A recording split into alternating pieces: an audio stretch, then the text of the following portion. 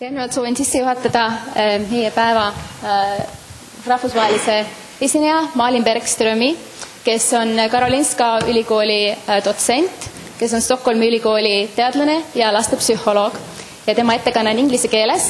Ma julgustan kõiki küsima küsimusi ka eesti keeles, mida ma siis saan tõlkida, kui on keeleline barrier muidu.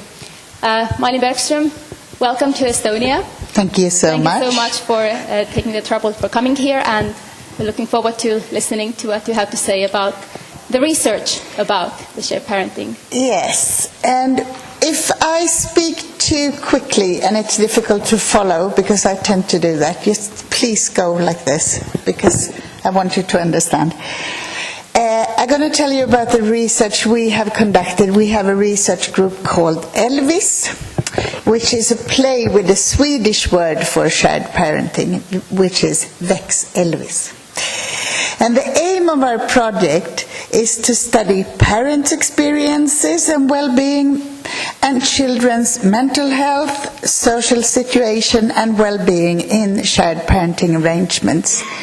And we have been doing this since 2011, and first we focused on school-aged children because it's easier, they can themselves answer questions. But since 2015 we now focus on the really young children, on preschoolers from age 2 or 3.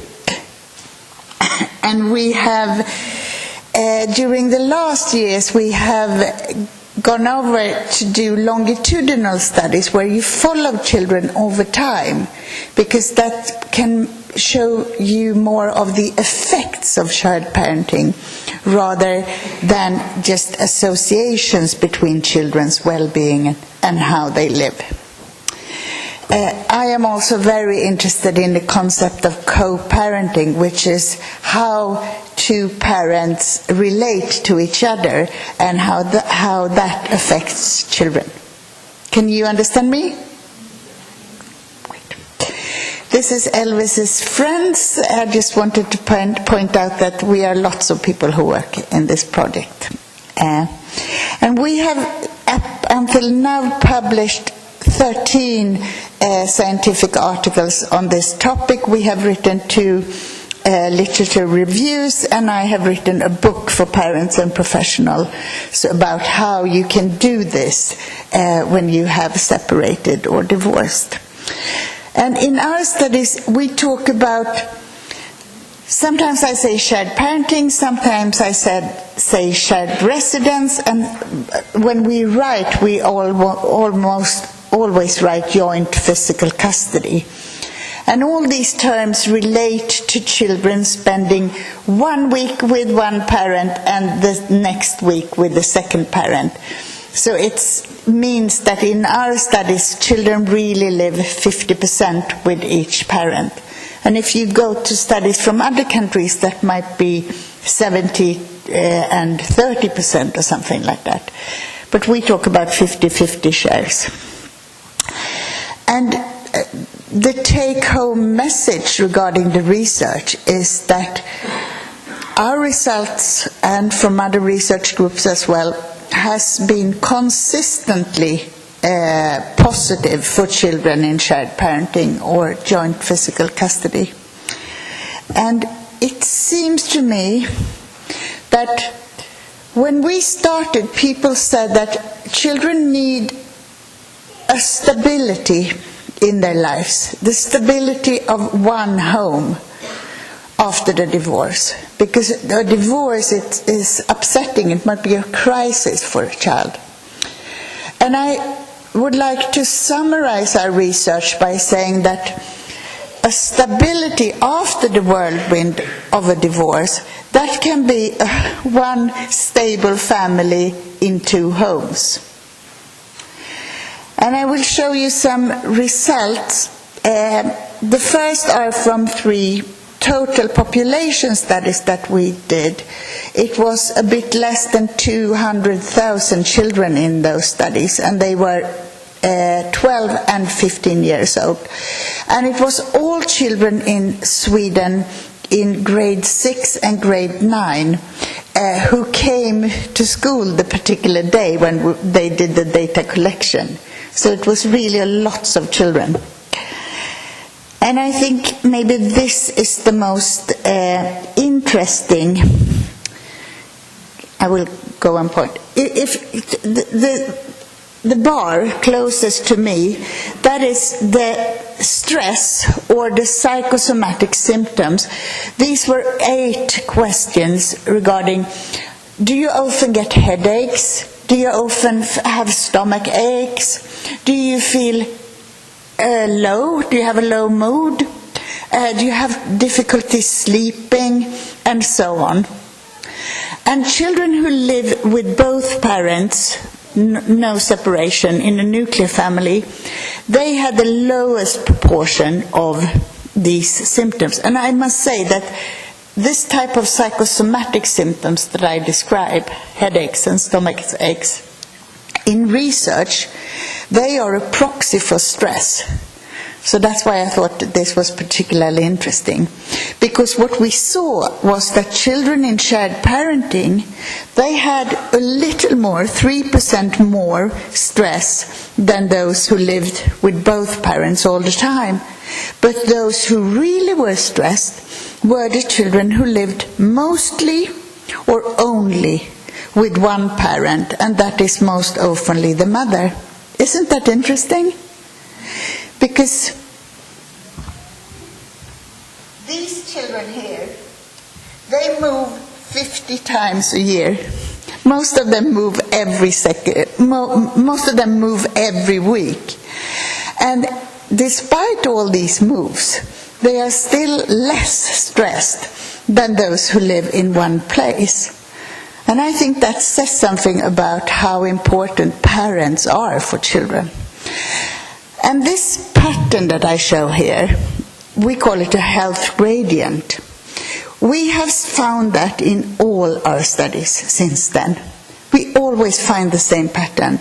Children who live with one mother, most often only, they have the most problems in form of physical problems, mental health problems, or low well-being. And I will show you some more bars.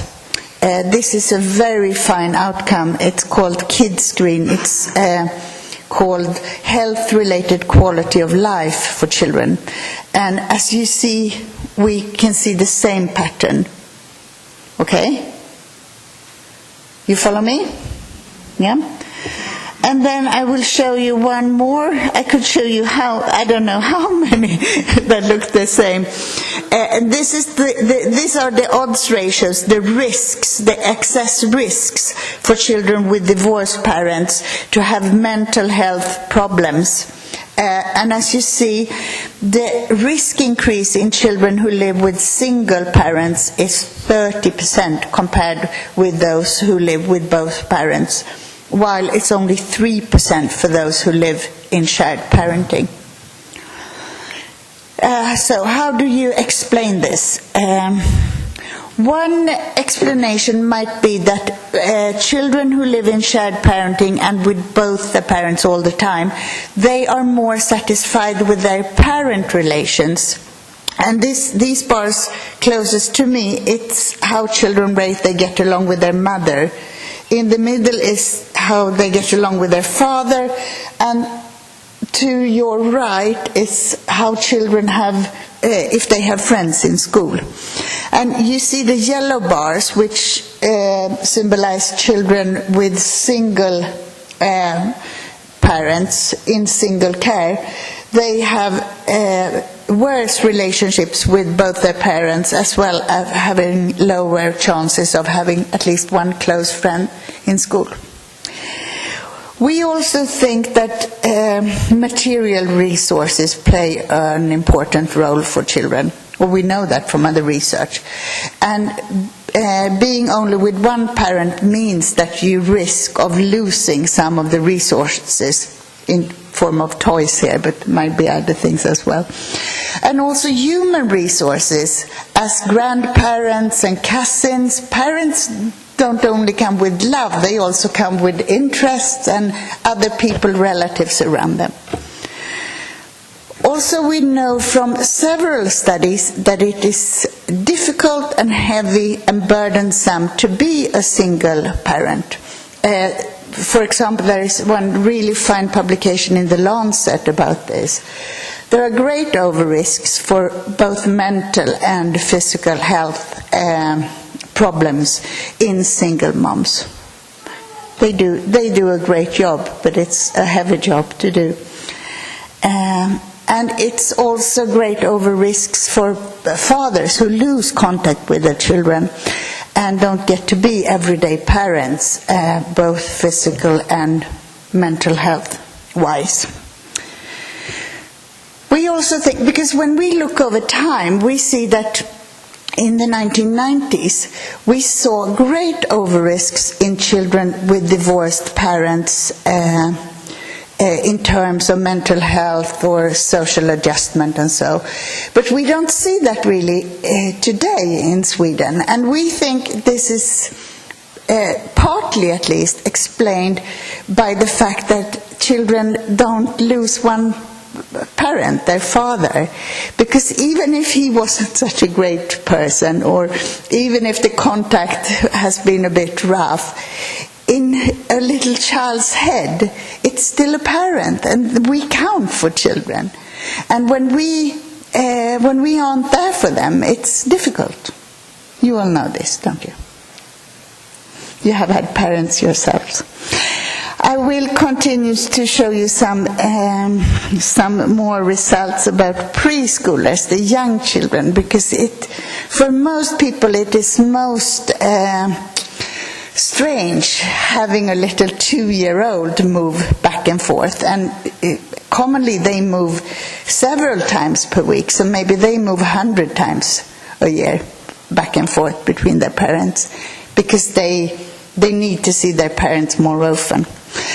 And we have done 3 epidemiological studies on young children, one with 2 to 9-year-olds, one with 3 to 5-year-olds, and one with only 3-year-olds, a large study.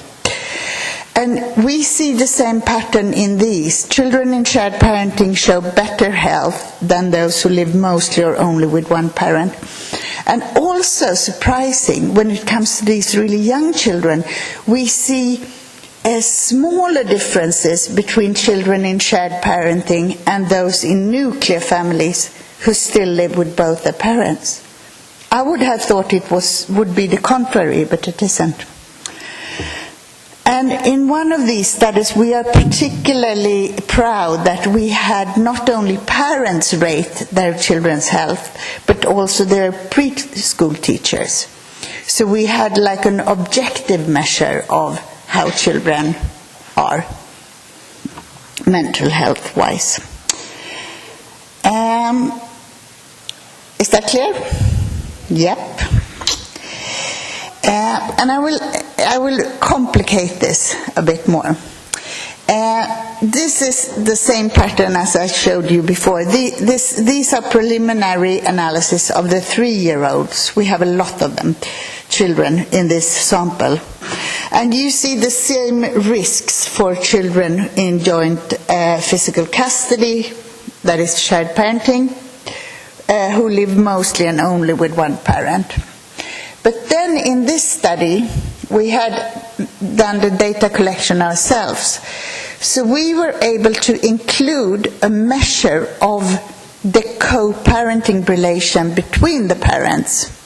And this is a friend of mine who makes these illustrations, and her daughter, she asked her 11-year-old daughter, how do you illustrate how parents get along in parenting? And Maiken said, I think they should have a swing between them with the child.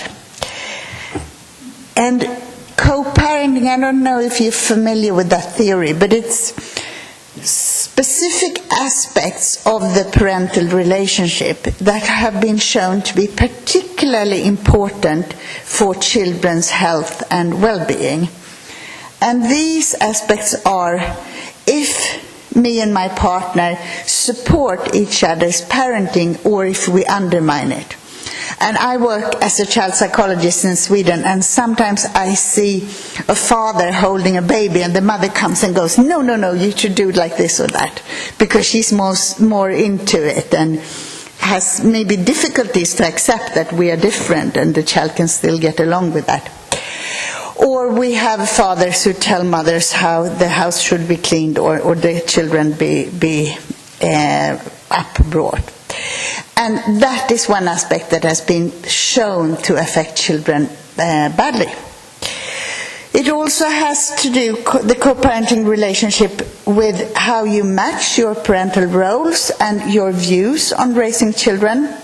Do you have common views in upbringing or not? How do you distribute the responsibility in the home, the responsibility for the children, and the responsibility for the house chores that you have to do? And from the children's point of view, gender equity is not the point. The point from the children's point of view is that both parents are satisfied with our division of labor here. And one more aspect of this is the confidence in each other. And I think all of us who work with families with young children or with older children, this is one of the most important points that we must address in our work, to build confidence in each other's parenting, because so much is won for the child if we can help parents to achieve that. Because then it's much easier for the child to rely on and trust both parents.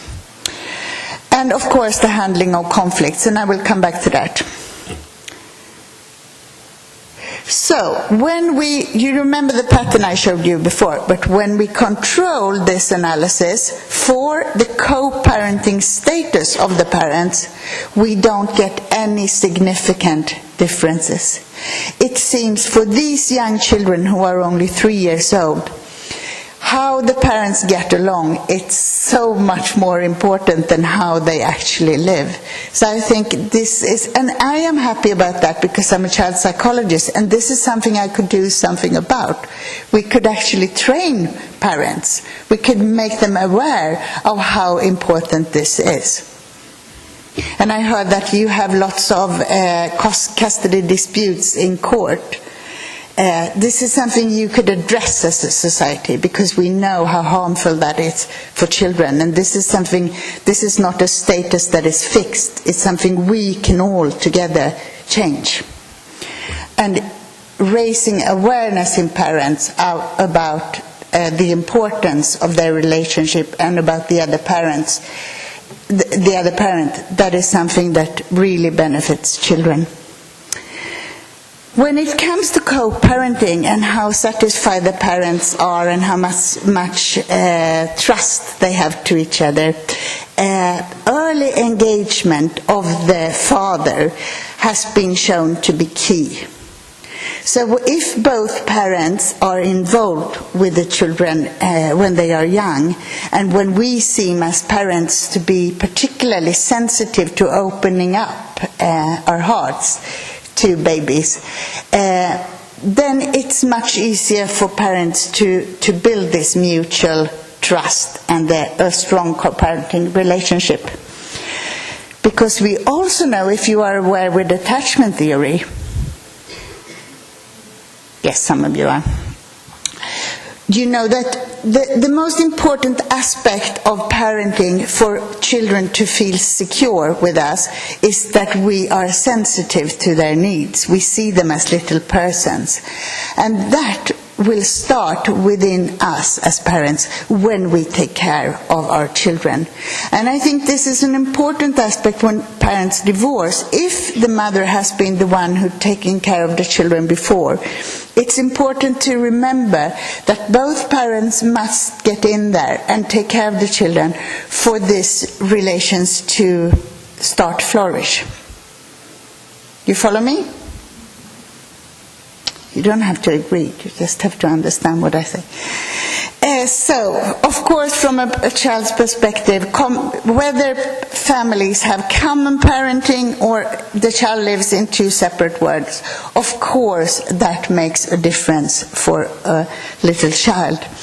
But I must also say that I was, just 2 weeks ago, I was at a dissertation at a Swedish university where a girl had interviewed children about how it is to live in shared parenting. And one of the main findings in her work was how dearly the children described their parents. And we were a bit surprised, but how come that children suddenly start to talk about the need for their parents more, or the love for their parents more, than we are used to?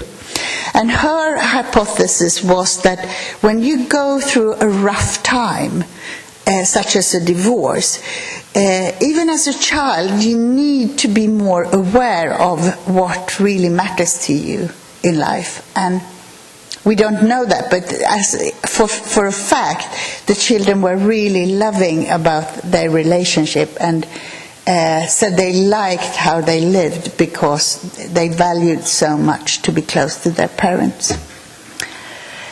I will let you ask, we will have a discussion and I will try to answer your questions. But before that, I just want to say something about parental conflict and about Sweden as a country to do this type of research in. When it comes to the scientific literature regarding parental conflict and shared parenting, in the 1980s or so, it was established as a fact, as one of the worst things you can do to your child if you're a parent is to have continuous conflicts with the other parent. We know a lot about how difficult this is for children. Despite that, we have today quite a few studies about what type of living arrangement is best for children when parents have intensive conflicts.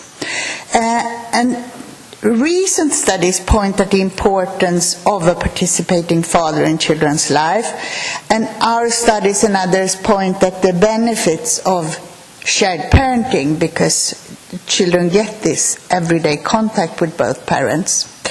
But I would say that there are basically two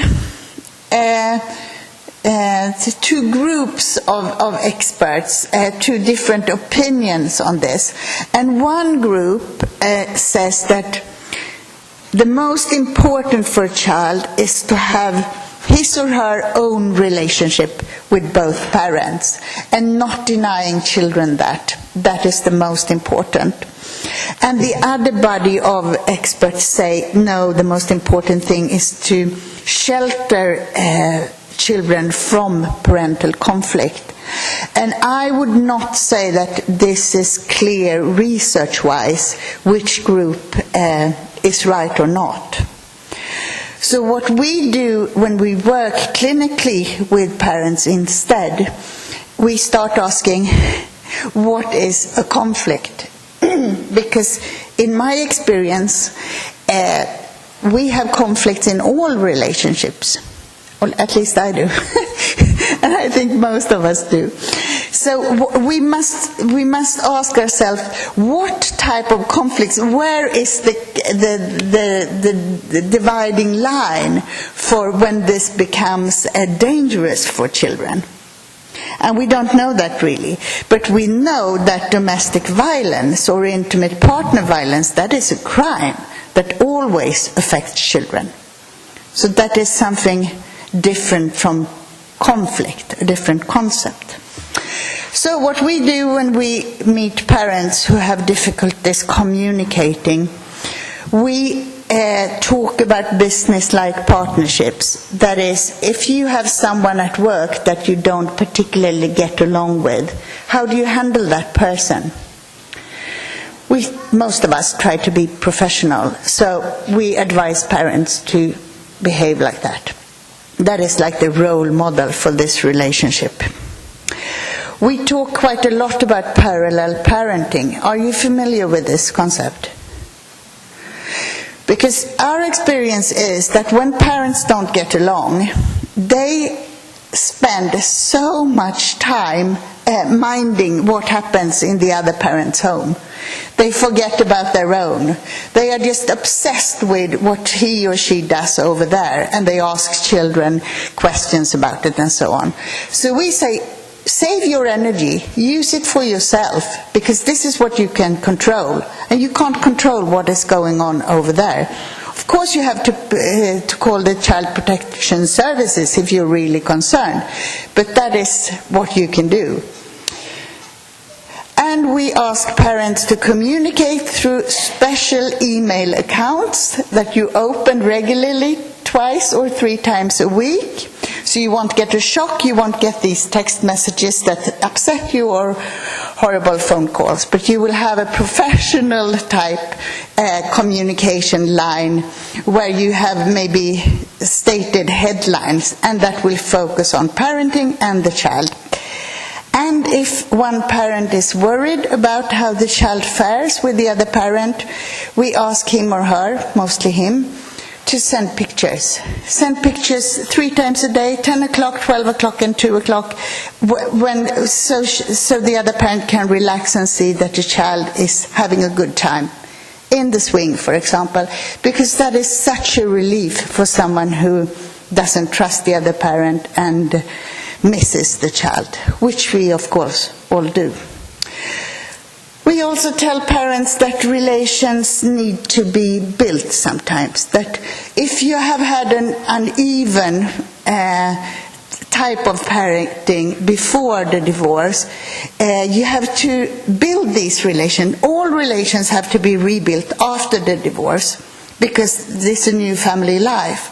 And you have to give this time. Everyone has to get to know each other and to adjust in the new situation. And then you can't start changing things too much, but you must have this stability after the whirlwind. So, I will just say something about Sweden, because I didn't know that really when I started doing this research, but it has become so evident to me how Swedish policies regarding parenting, such as gender-neutral parental leave in 1974, when I was a little girl, the government decided that this is something that needs to be gender neutral for the sake of children, but also for the sake of the labor market, probably because we wanted mothers to work. But it has become evident since I started with this particular subject that this has really been something that has been adopted by Swedish parents. When we interviewed this is a father with someone who is 18 months and spends half the time with his mother in the other home. And this father says this was an ideology from the start that both parents should be equally important. So this is something that they had discussed already during pregnancy. And the mother of a 2-year-old, she said, "One cannot make a lifelong commitment to always be neighbors, but we kind of have the ambition to at least live nearby, especially when he's older."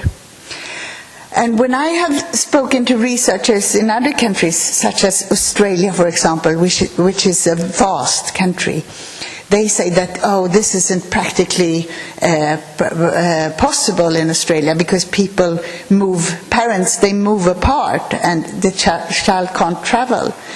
But for Swedish parents, this is something, if I get a child together with you, we will be connected at least 18 years from now on, and that means that we can't just move away. If we do, we have to sort things out logistically. So, I will leave 15 minutes for questions, and I had some questions already, but I will put this slide on and let you ask some questions. Okay?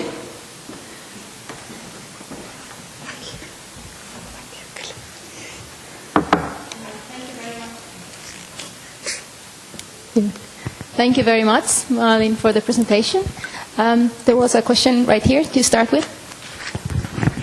Hi, I'm a lawyer from Estonia, obviously, and I have a question regarding the so-called one-parental home, which is a very common syndrome in Estonia. What do you say for the researchers and the experts, social workers in Estonia who keenly believe only one home syndrome, that the child should only live in one home always? I think maybe that is something people are used to. And things that we are used to tend to stand out as something positive, maybe. And I think it seems, at the first thought, it seems messy for children to move back and forth, and they forget things and they have to pack things all the time. It seems like a stressful situation.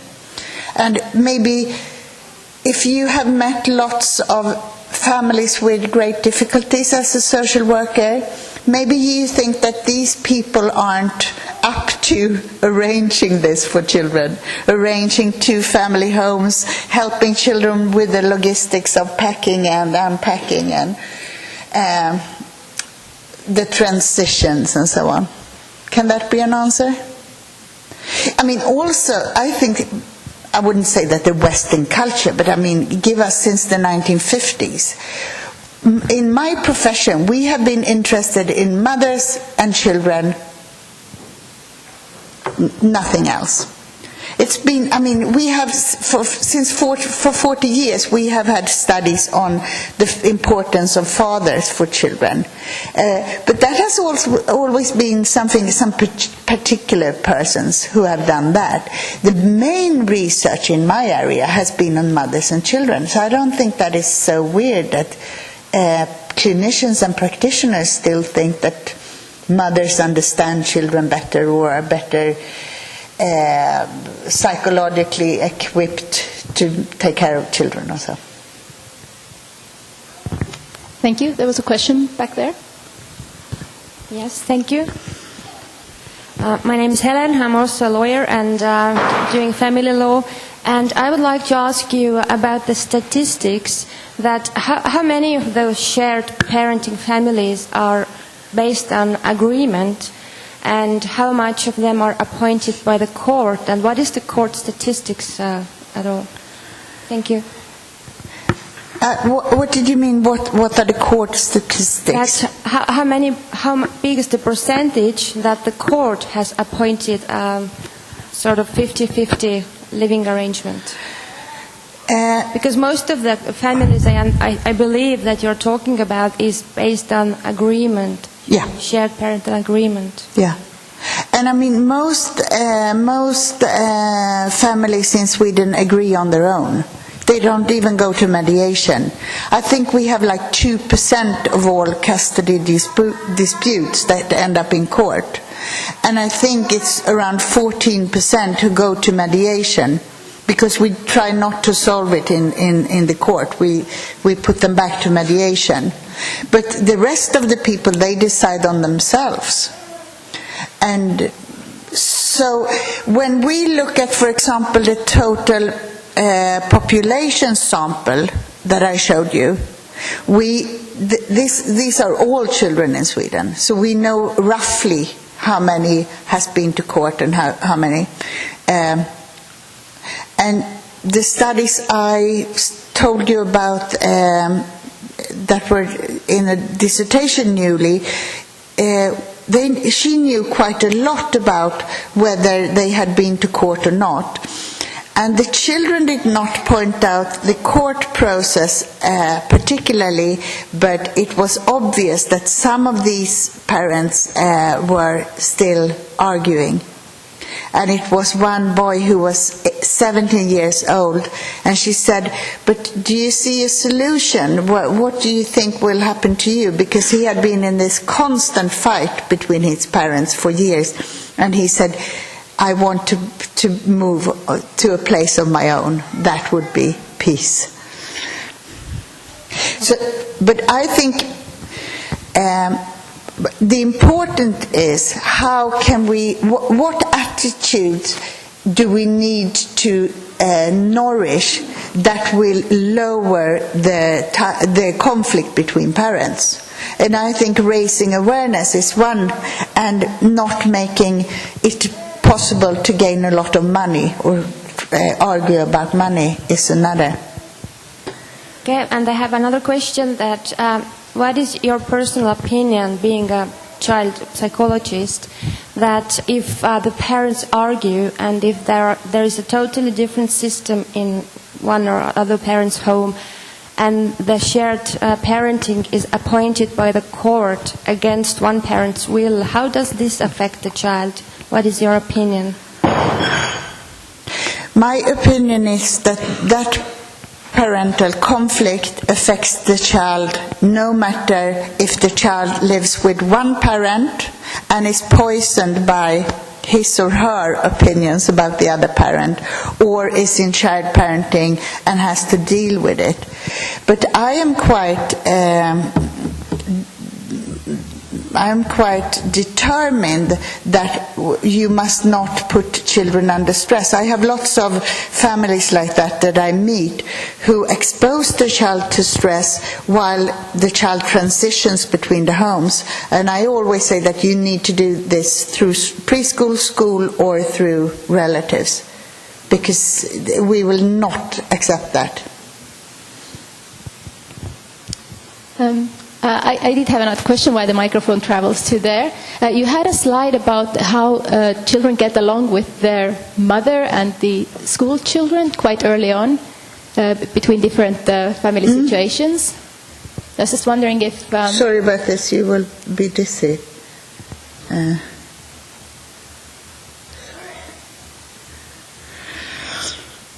Yes, exactly that. So, did I understand these on one custodial parents, the yellowmost bar, they mostly live with their mother, but they get on worse with their mother, whom they live with? Yeah. That's very interesting. Do you have any thoughts why that might be this? Because she is struggling. She is on her own expected to give sufficient love and sufficient boundaries around that child. And that is difficult, and the relationship may be burdened by that.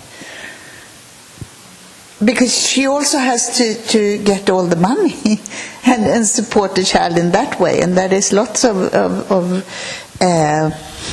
opinions for frustration in that.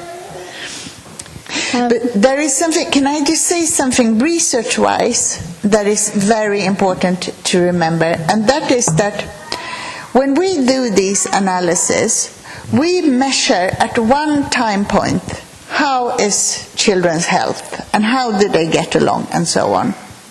We don't know the background. We do everything we can to adjust these analyses for conflict, for social position, for how much money the family have, etc., etc., etc. But still, we don't manage to capture the whole picture in this type of analysis. So what we need to do to know about the effects, is it really shared parenting per se that is good for children? Or is it a selection bias so that families who are well off, who function as parents, decide on this particular living arrangements? Do you understand what I say? So that is very important. Hello, my name is Martin. I have a question about parental alienation syndrome, and how does this affect when one parent is already prepared for the divorce by undermining the other with all aspects of parenting. As you earlier mentioned, it depicts ethics, it depicts financial, emotional and social ties as well. Yeah. I would say that parental alienation affects everyone in the family badly. It's of course very difficult for the child, it's difficult for both the parents.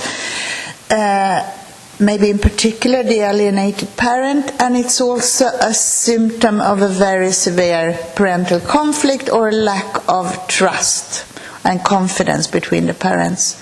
So if there is possible to address that, it would be very helpful for the children. Because we must remember that whatever we do as parents, nearly, they will still love us and want to be with us. So, of course, that is a very difficult situation. I do encourage to also ask questions in Estonian if you like. Well, I think there was a question online that I will try to cite if I understood it correctly. So these result, the single-parent families, is it really living with one parent only, or could there be other partners in there who potentially get very well along with the kids? And is there any distinguish based on that? If the child has alternative parent who could be a very good parent, are they better off than these living with only one parent? But that is so true. But you couldn't do research on 1,500 family types with siblings and not siblings. So that's why we simplify things. But that is true, and I think maybe Jari Turunen, who is a colleague of mine, has been in Estonia. He was speaking at the spring conference which, in April. He has taught me that, because he has done research on it, that if parents have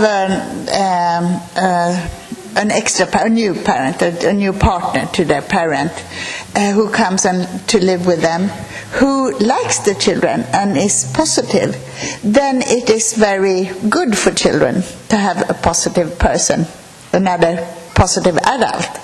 If he or she is more of a witch and wish that the children did not exist so I could have my darling to myself, it is really difficult for children. So, it could go either way. And when we make the analysis, it equals down to the mean. So we can't really see that. But what I can say is that could be either good or bad. When it comes to siblings, there is a Danish researcher, and she has shown that in very families with lots of conflict, having a sibling who you move together with, that is the absolutely strongest protection factor for children. So we should not underestimate siblings and what the role children have to each other.